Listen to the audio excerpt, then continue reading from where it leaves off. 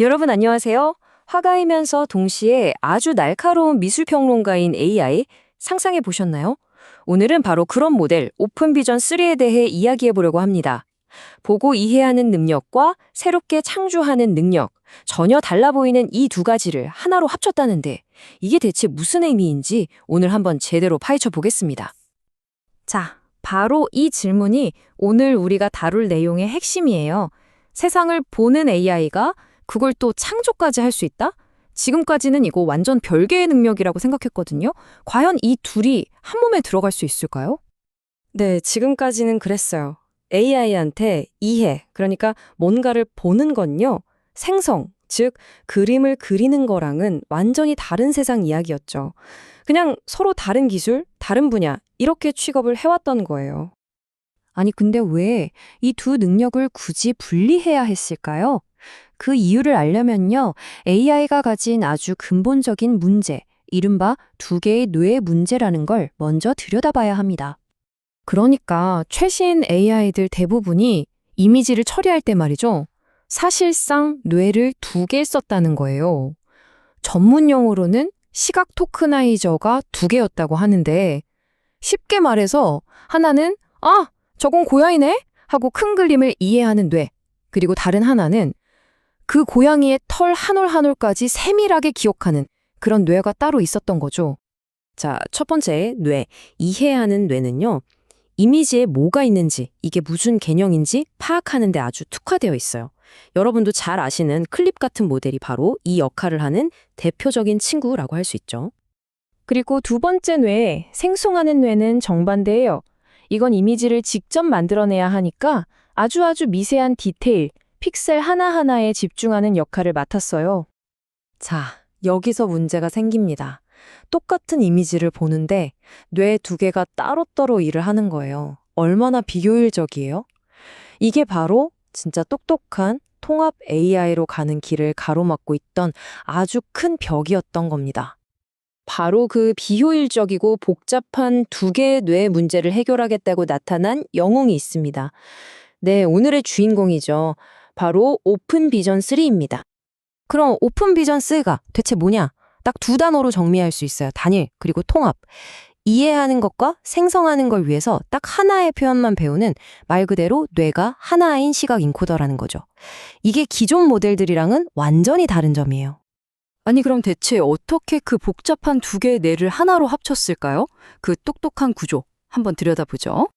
자, 첫 단계는요, VA 인코더라는 걸 써서 원본 이미지를 아주 컴팩트하게 압축해요. 뭐랄까, 핵심만 남긴 디지털 스케치를 그리는 거죠. 불필요한 건 싹 덜어내고 본줄만 남기는 작업이에요. 그 다음에 비전 트랜스포머, 줄여서 BIT라고 부르는 기술이 등판합니다. 얘가 이 디지털 스케치를 아주 깊게 분석해서 정말 풍부한 정보를 담은 딱 하나의 결과물, 하나의 표현을 만들어내요.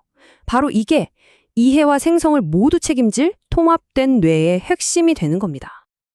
자, 그럼 이 똑똑한 하나의 뇌는 어떻게 서로 전혀 다른 두 가지 일을 동시에 배우는 걸까요? 그냥 되는 건 아닐 텐데요. 네, 맞습니다. 훈련 방식에 아주 특별한 비밀이 숨어 있어요. 훈련은 크게 두 갈래로 진행돼요. 첫 번째는 복원 훈련. 이건 방금 만든 그 핵심 표현을 가지고 원본 이미지를 완벽하게 다시 그려내게 하는 거예요. 한마디로 사진처럼 그림 그리는 화가로 만드는 거죠. 두 번째는 이해 훈련. 이번엔 그 핵심 표현을 보고 이건 석양을 배경으로 한 강아지 사진이야 하고 텍스트로 설명하게 만들어요. 이건 뭐죠? 네, 지식이 풍부한 미술 평론가로 만드는 겁니다. 그런데 여기서 연구진들이 진짜 재밌는 걸 발견해요. 바로 이 두 훈련이 서로를 돕더라는 겁니다. 그러니까 평론가로서의 능력이 좋아지니까 화가로서의 실력도 늘고, 반대로 화가 실력이 좋아지니까 평론도 더 잘하게 되는 정말 놀라운 시너지가 나타난 거죠. 자, 이론은 완벽해 보여요. 그럼 이제 가장 중요한 질문이 남았죠. 그래서 잘하는데? 이 만능 제주꾼이 과연 각 분야의 전문가들이랑 붙었을 때도 경쟁력이 있을까요? 자, 첫 번째 대결, 이해 능력입니다. 상대는 이 분야의 최강자, 바로 오픈 AI의 클립 모델이에요. 결과를 보시죠.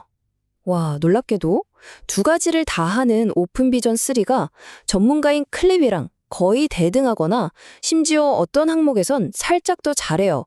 첫 라운드는 뭐 거의 무승부라고 봐야겠네요. 하지만 두 번째 대결, 생성 능력에서는 이야기가 완전히 달라집니다. 이건 그림 그리기 실력을 보는 건데요. 점수가 낮을수록 좋은 건데 보시는 것처럼 차이가 확 나죠. 오픈비전 3가 기존 클립 기반 방식보다 훨씬 더 그림을 잘 그린다는 뜻입니다. 이건 뭐 압승이네요. 자, 그럼 이 통합된 뇌가 뭐 그냥 성능 좀 좋고 이런 걸 떠나서 왜 그렇게 중요할까요? 이 기술이 앞으로 AI 세상에 어떤 의미를 갖는지 큰 그림을 한번 그려보겠습니다. 첫째, 효율성. 이제 뇌 두 개를 돌릴 필요가 없으니 당연히 더 효율적이겠죠. 둘째, 시너지. 아까 봤듯이 하나를 잘하면 다른 것도 잘하게 되는 놀라운 효과가 있어요. 그리고 마지막으로 다재다능함. 이건 결국 보고, 이해하고 또 그걸 바탕으로 뭔가 새로운 걸 만들어내는 훨씬 더 강력하고 똑똑한 AI로 가는 아주 중요한 첫걸음이라는 겁니다. 자, 오늘 이야기는 이 질문을 던지면서 마무리하려고 합니다. 만약 AI가 정말 우리처럼 하나의 통합된 마음으로 세상을 보고 또 그걸 바탕으로 새로운 세상을 창조할 수 있게 된다면 그때는 과연 어떤 일들이 가능해질까요? 그 미래는 이제 여러분의 상상에 달려 있습니다. 여러분, 양자 컴퓨팅이라고 들어보셨죠? 한때는 공상과학 영화에나 나올 법한 얘기였는데 이제는 한 나라의 미래를 좌우할 핵심 기술이 됐습니다. 오늘 바로 이 차세대 기술혁명의 주도권을 잡기 위한 미국의 아주 야심찬 청사진을 한번 들여다볼 건데요. 지금이 바로 그 결정적인 순간이라고 할 수 있습니다. 자, 이런 질문으로 한번 시작해 볼까요? 21세기의 새로운 망원경은 과연 무엇일까요? 옛날에 갈릴레오가 망원경으로 우주를 향한 인류의 눈을 활짝 열어줬잖아요. 그렇다면 지금 우리 시대에는 어떤 도구가 그런 혁명적인 발견을 가능하게 할까요? 이 질문, 오늘 이야기의 핵심이니까 꼭 기억해 두세요. 모든 이야기에는 시작이 있겠죠? 미국의 퀀텀 퀘스트, 이건 과연 어디서부터 시작됐을까요? 왜 이 기술이 단순한 연구를 넘어서 국가적인 우선순위가 되었는지 그 이야기부터 한번 풀어보겠습니다. 때는 2018년으로 거슬러 올라갑니다. 미국은 국가 양자 이니셔티브, 줄여서 NQI라는 걸 시작하면서 아주 강력한 연구 생태계를 만들었어요. 정말 성공적인 첫걸음이었죠. 그런데 말이죠. 기술 세계가 워낙 빠르잖아요. 특히 AI가 폭발적으로 성장하면서 2018년 계획만으로는 안 되겠다는 목소리가 나오기 시작한 겁니다. 초기 NQI의 성과? 이거 정말 대단했습니다. 양자 컴퓨터의 기본 단위인 큐비트를 훨씬 더 안정적으로 만들고 더 많은 큐비트를 연결하는 데 성공했거든요. 말하자면 그냥 이론상 가능해 하던 수준에서 이거 진짜 만들 수 있겠는데? 하는 구체적인 설계도가 나오기 시작한 거죠. 그런데요, 이 기술 세계에서는 4년이면 거의 강산이 변하는 수준이죠. 2018년에 그렸던 청사진이 예상치도 못했던 거대한 변화의 물결 앞에서 순식간에 낡은 지도가 되어버린 겁니다. 도대체 무슨 일이 있었던 걸까요? 바로 이겁니다. 이게 판을 완전히 뒤집어버린 변수였어요. 예전 계획은 AI랑 양자 컴퓨팅을 그냥 각자 다른 길을 달리는 거라고 생각했는데 현실은 그게 아니었던 거죠. 이 두 기술이 마치 두 개의 거대한 강물이 합쳐지듯이 만나서 아예 새로운 차원의 초월적 기술을 만들어내고 있었던 겁니다. 낡은 지도로는 이 새로운 강을 건널 수가 없게 된 거죠. 그렇다면 새로운 지도, 새로운 비전은 뭘까요? 자, 여기서 바로 제네시스 미션이 등장합니다. 이게 바로 미국의 양자 미래를 이끌 새로운 계획의 이름이에요. 이 인용문이 정말 모든 걸 말해주죠. AI와 양자 시스템이 통합된 것. 이게 바로 미래 발견의 열쇠라는 겁니다. 어때요? 기억나시나요? 제가 맨 처음에 던졌던 질문, 21세기의 새로운 망원경. 이 바로 이걸 가리키는 거였어요. 제네시스 미션. 이게 그냥 이름만 멋진 게 아닙니다. AI, 슈퍼컴퓨터, 그리고 양자 시스템. 이 셋을 하나로 꽁꽁 묶어서 통합 플랫폼을 만들자는 아주 구체적인 계획이에요. 그리고 목표는요? 정말 야심차입니다. 10년 안에 미국 전체의 연구개발 생산성을 무려 2배로 끌어올리겠다는 거니까요.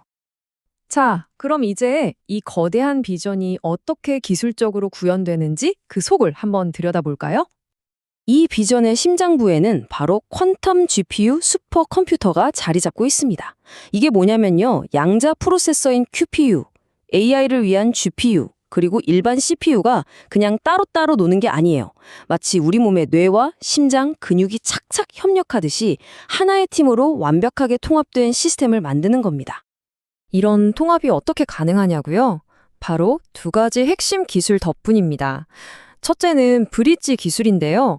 이건 양자 컴퓨터랑 슈퍼컴퓨터를 잇는 초고속 데이터 고속도로라고 생각하시면 딱 맞아요. 정보가 전혀 막힘없이 쌩쌩 달리는 거죠. 그리고 둘째는 플랫폼입니다. 이건 뭐랄까 만능 번역기 같은 거예요. 물리학자뿐만 아니라 화학자나 신약 개발자 같은 다른 분야 과학자들도 이 복잡한 시스템을 아주 쉽게 쓸 수 있게 공통 언어를 만들어주는 거죠. 이 둘의 관계가 정말 기가 막힙니다. 서로가 서로를 키워주는 구조거든요. AI는 양자 컴퓨터의 오류를 딱 잡아주고 효율을 높여주는 똑똑한 조련사 역할을 하고요. 반대로 훨씬 강력해진 양자 컴퓨터는 기존 AI가 도저히 풀지 못했던 난제들을 풀어주면서 AI의 한계를 또 돌파시켜주는 거죠.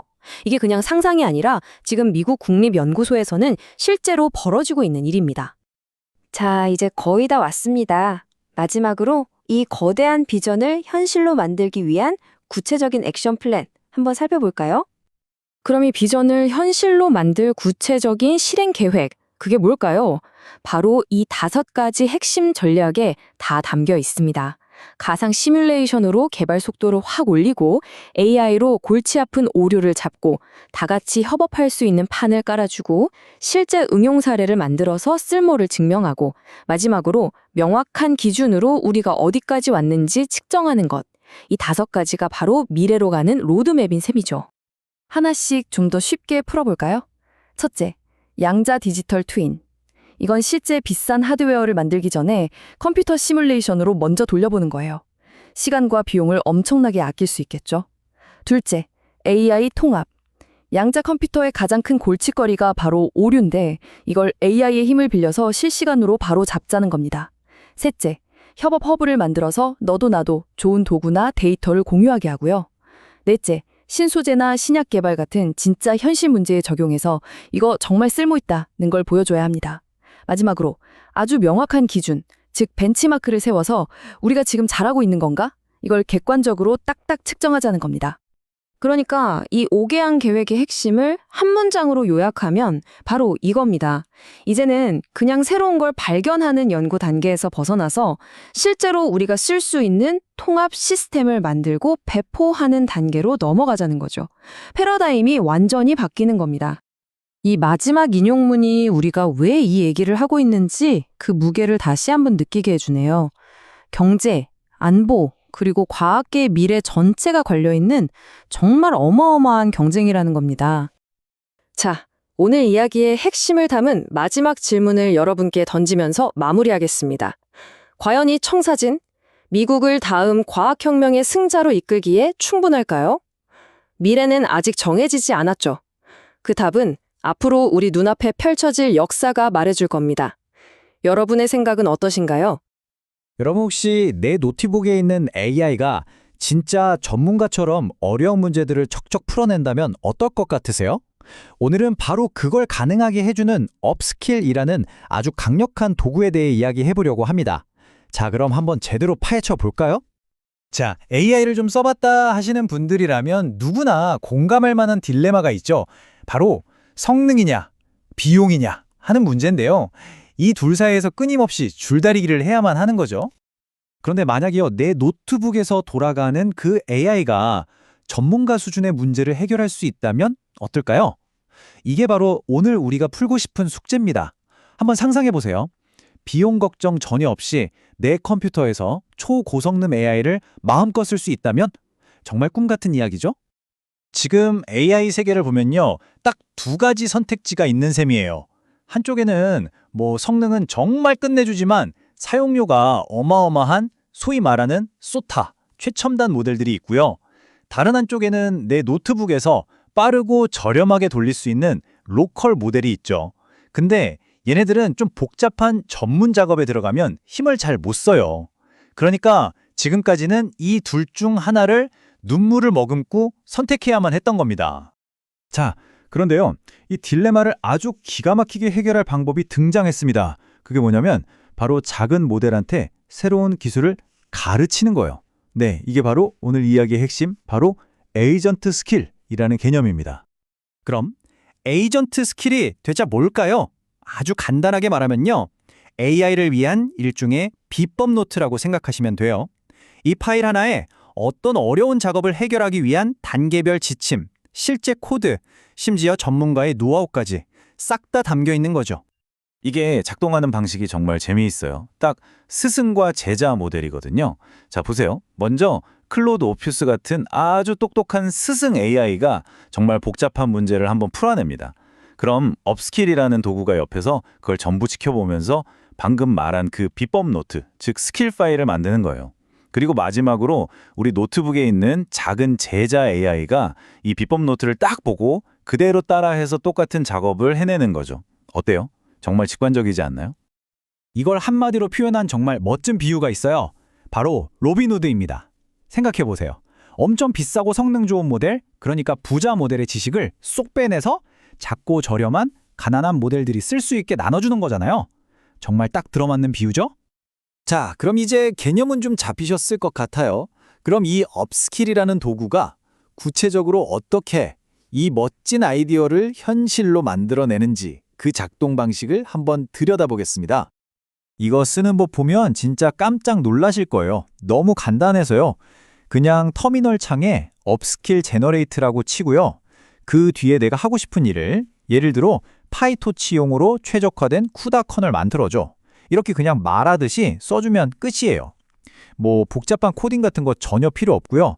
진짜 사람한테 말로 시키는 거랑 똑같습니다. 자, 그렇게 스킬을 만들고 나면요. 업스킬이 결과를 딱 보여주는데 이것도 아주 직관적이에요. 원래 스킬이 없었을 때 성능, 즉 베이스라인이 이 정도였는데 스킬을 적용하니까 성능이 이만큼 올라갔다 하고 바로 보여주는 거죠. 와, 보세요. 그냥 한눈에 봐도 성능이 확 좋아진 게 보이죠? 좋습니다. 그럼 이게 그냥 느낌만 그런 건지 아니면 진짜 효과가 있는 건지 궁금하시죠? 이제부터는 구체적인 데이터, 그러니까 숫자로 한번 확인해 보겠습니다. 과연 얼마나 좋아졌을까요? 와, 이 그래프 한번 보세요. 이게 진짜 모든 걸 말해주네요. 스킬을 배우기 전에는 로컬 모델의 정확도가 40% 정도였는데 스킬을 적용했더니 보세요. 85%로 그냥 수직 상승해버렸습니다. 2배가 넘게 뛴 거죠. 이야, 이게 바로 업스킬링의 위력입니다. 여기서 이 45%포인트 상승이 진짜 중요한 의미를 갖는 거예요. 이게 그냥 숫자 노름이 아니고요. 저렴한 로컬 모델이 값비싼 전문가 모델의 지식을 성공적으로 쏙 흡수해서 그만큼 똑똑해졌다는 걸 보여주는 아주 명확한 증거인 셈이죠. 근데 이게 끝이 아니에요. 성능만 좋아지는 게 아니라 효율성까지 챙깁니다. 어떤 모델들은요, 정확도는 올라가는데 오히려 작업을 처리하는 데 드는 비용, 그러니까 토큰 사용량은 줄어드는 거예요. 와, 이건 뭐죠? 더 똑똑해졌는데 심지어 더 저렴해지기까지 한 거죠. 물론 모든 스킬이 모든 모델한테 똑같이 잘 먹히는 건 아니겠죠? 여기서 업스킬의 또 다른 진짜 강점이 드러납니다. 바로 여러 모델들을 쭉 비교 평가해서 내 작업에 딱 맞는, 그러니까 최소 비용으로 최고의 성능을 뽑아내는 최고의 가성비 모델이 뭔지 찾아낼 수 있게 도와준다는 점이에요. 자, 그럼 지금까지는 업스킬의 작동 방식과 성능을 살펴봤는데요. 이제 한 걸음 더 나아가서 이 기술이 앞으로 어떤 더 큰 그림을 그려나갈 수 있을지 그 가능성에 대해 한번 이야기해보죠. 이 에이전트 스킬로 할 수 있는 일은 정말 무궁무진합니다. 한번 생각해보세요. 우리 팀의 베테랑 개발자만 알고 있는 그런 암묵적인 지식 있잖아요. 그런 걸 스킬 파일로 딱 만들어서 팀 전체가 공유할 수도 있고요. 아니면 우리 회사에서만 쓰는 독특한 내부 툴 사용법을 AI한테 가르칠 수도 있겠죠. 또 여러 모델들을 벤치마킹해서 우리 회사에 딱 맞는 비용, 성능, 황금 비율을 찾아낼 수도 있고요. 여러분의 회사나 팀에서는 이걸 어떻게 써먹을 수 있을까요? 정말 재미있는 상상 아닌가요? 그래서 핵심은 바로 이겁니다. 가장 중요한 건요. 직접 스킬을 만들어보고 이걸 여러 모델에 적용해보고 그리고 그 결과를 평가해보는 거예요. 이 과정을 계속 반복하는 것. 이게 바로 에이전트 스킬의 잠재력을 100% 끌어내는 가장 확실한 방법입니다. 자, 이제 마지막으로 여러분께 질문을 하나 던지면서 마무리할까 합니다. 만약 여러분의 AI에게 딱 하나의 전문 지식을 지금 당장 가르칠 수 있다면 여러분은 무엇을 가장 먼저 가르치시겠어요? 한번 곰곰이 생각해 보시면 정말 재미있을 겁니다.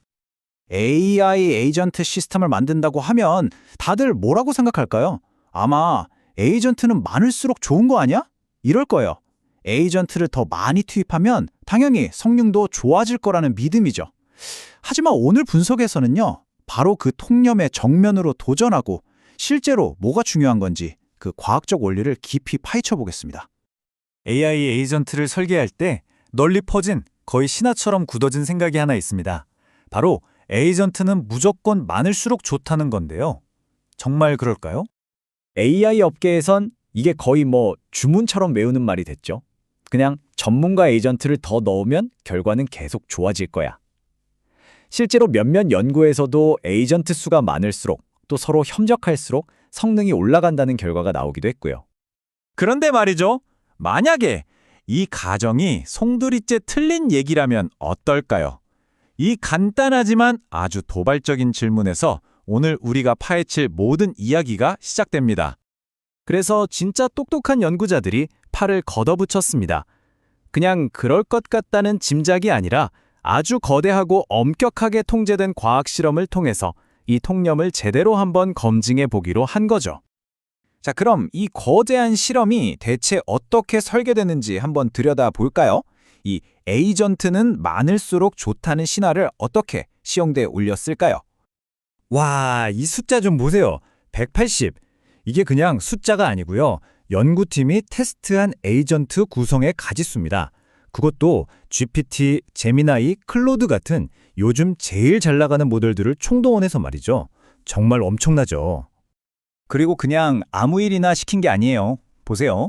재무추론, 웹서핑, 계획 짜기, 도구 사용 이렇게 아주 성격이 다른 4가지의 복잡한 작업을 시켰습니다. 왜 그랬을까요? 바로 어떤 상황에서든 통하는 일반적인 결론을 얻기 위해서였죠. 연구팀이 비교한 시스템 설계, 그러니까 아키텍처는 크게 5가지였어요.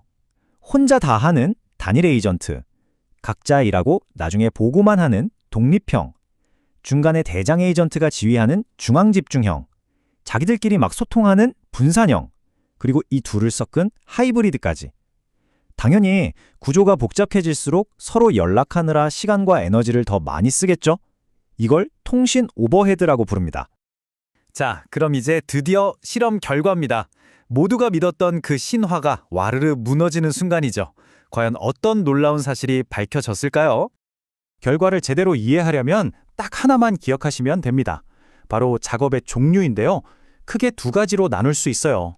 하나는 레고 블록 여러 개를 친구들이랑 나눠서 동시에 조립하는 것처럼 일을 쪼개서 한 번에 처리할 수 있는 병렬 처리 작업. 다른 하나는 요리 레시피처럼 1번 끝나야 2번을 할 수 있는 순서가 아주 중요한 순차적 작업입니다. 이 둘의 차이가 핵심이에요. 결과가 정말 극적입니다. 보세요. 병렬 처리가 가능한 재무 분석 같은 일에서는요, 여러 에이전트가 협력하니까 혼자 할 때보다 성능이 무려 80.9%나 급상승했습니다. 역시 백지장도 맞으면 낫다는 말이 맞았네요, 이 경우에는요. 하지만 말이죠. 순서가 중요한 작업에서는 어땠을까요? 완전히 정반대였습니다. 여러 에이전트를 투입했더니 오히려 성능이 최대 70%나 뚝 떨어지는 거예요. 이건 사공이 많으면 배가 산으로 간다는 말이 딱 들어맞는 상황이죠. 자, 이제 결론은 명확해졌죠? 에이전트가 많을수록 좋다가 아니라 어떤 작업이냐에 따라 약이 될 수도 독이 될 수도 있다는 겁니다. 만병통치약은 없다는 거죠. 작업의 성격에 딱 맞는 옷을 입혀주는 게 핵심입니다. 그런데 이 연구가 여기서 끝났다면 그냥 성능 좋은 시스템 만드는 법 정도로 끝났을 거예요. 하지만 정말 중요한 이야기는 지금부터입니다. 바로 시스템의 안전에 대한 이야기거든요. 여기 오류 증폭이라는 개념이 나옵니다. 말이 좀 어려운데요. 쉽게 말해서 한 명이 실수했을 때 그게 얼마나 큰 재앙으로 번지는지를 나타내는 수치라고 생각하시면 돼요. 일종의 나비 효과 같은 거죠. 이 그래프를 보면 정말 소름이 돋습니다. 각자 알아서 일하는 독립형 에이전트들은요, 한 번의 실수가 무려 17배가 넘는 큰 오리로 번졌어요. 그런데 중간에 관리자가 있는 중앙 집중형은 어땠죠? 4.4배 수준에서 막아냈습니다. 이 중앙 관리자가 일종의 품질 검수원 역할로 하면서 실수가 더 퍼지는 걸 막아준 거예요. 그러니까 핵심은 이겁니다. 시스템 아키텍처는 단순히 속도를 높이는 문제가 아니라는 거예요. 이건 시스템이 얼마나 안전하고 신뢰할 수 있는지를 결정하는 안전장치 그 자체입니다. 정말 중요한 발견이죠? 자, 그럼 이제 우리는 뭘 해야 할까요? 어떤 작업엔 이게 좋고 저런 작업엔 저게 안 좋다는 걸 알았으니 매번 감으로 찍어야 할까요? 아니죠. 이제 추측의 시대를 끝내고 과학의 시대로 넘어갈 시간입니다. 정말 대단한 게 이 연구팀은 분석에서 그치지 않았어요. 우리가 어떤 작업을 딱 주면 거기에 가장 잘 맞는 아키텍처가 뭔지 착하고 골라주는 예측 모델까지 만들어냈습니다. 개발자들한테는 정말 엄청난 선물을 준 셈이죠. 그리고 이 모델 정확도가 얼마나 될까요? 무려 87%입니다. 이건 거의 전문가 수준이죠. 처음 보는 문제라도 열의 9은 가장 효율적인 방법을 찾아준다는 뜻이니까요. 그래서 이제 AI 엔지니어들은 새로운 작업 방식을 갖게 됐습니다. 첫째, 감이 아니라 데이터로 작업의 특성을 분석하고요. 둘째, 이 예측 모델을 사용해서 최적의 설계를 선택하는 거죠. 그 결과는 당연히 훨씬 더 똑똑하고 안전하고 효율적인 AI 시스템이 탄생하는 겁니다. 자, 이제 마지막으로 여러분께 질문 하나를 던지면서 마무리할까 합니다. AI의 미래를 위해서 우리는 더 똑똑한 AI 모델을 만드는 데만 집중해야 할까요? 아니면 그 똑똑한 모델을 가장 현명하게 사용할 수 있는 더 똑똑한 설계에 더 주목해야 할까요? 이 연구는 그 답이 후자에 있을지도 모른다고 우리에게 말해주고 있습니다.